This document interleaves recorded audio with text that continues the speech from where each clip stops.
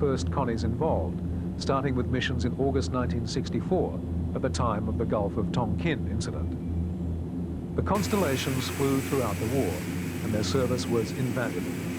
They performed in a number of functions, some of which were developed and tested as a response to the armed combat raging below and in the air around them. The big plane's commodious fuselages saw many refits.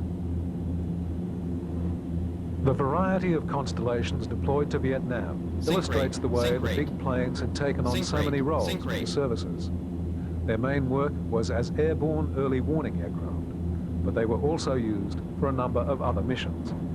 A few cargo versions were used, primarily for aeromedical evacuation and as passenger planes. However, beyond that, the specialist electronics planes filled a number of roles.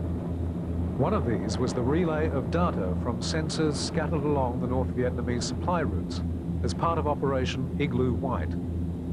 To have diverted the jets to these tasks when they were needed as refueling tankers would have been highly impractical, and the Connies, available and reliable, soldiered on.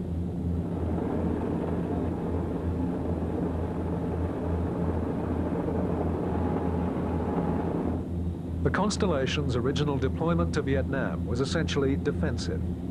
They were to be used to provide a radar picket to guard against North Vietnamese bombers attacking targets in the south. However, this proved to be a short-lived need, and the duties that kept them in the theater were over a broad spectrum. 500. One of the most unusual roles the Connie was called on to perform fell to this plane, an NC-121J of the Navy's Development Squadron PX-8.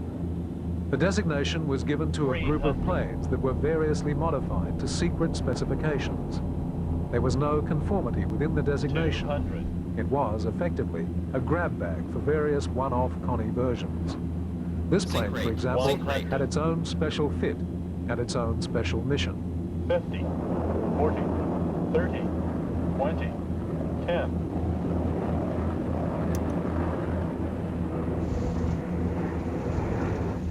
The equipment fitted to this plane was definitely non-standard in military terms. These 2-inch tape players were the ultimate in professional television formats at the time. The duty of the aircraft was to serve as a television and radio broadcaster for the armed services networks. By hauling the transmission aloft, the service was taken out of range of Viet Cong interference. Ground-based transmission would have required infrastructure which, as a tempting target, would have needed constant guard. The quietly plodding Constellation transmitting from on high made the maintenance of service broadcasts practical.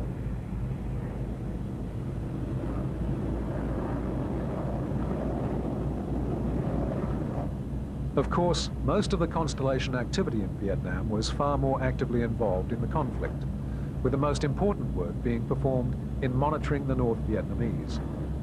As soon as operations over the north began, the Constellations became essential factors in the struggle. As the war went on, their role gradually evolved from passive to active involvement. Operating over their own ground, the North Vietnamese MiGs were given very accurate information about the whereabouts of US aircraft in their airspace. This advantage was at first simply countered by the operations of the US radar planes, which were able to relay similar information about MiG activity to the American strike aircraft. As the war went on, the Connies increasingly assumed a more active role, making direct contact with American fighters and guiding them in attack on any North Vietnamese activity.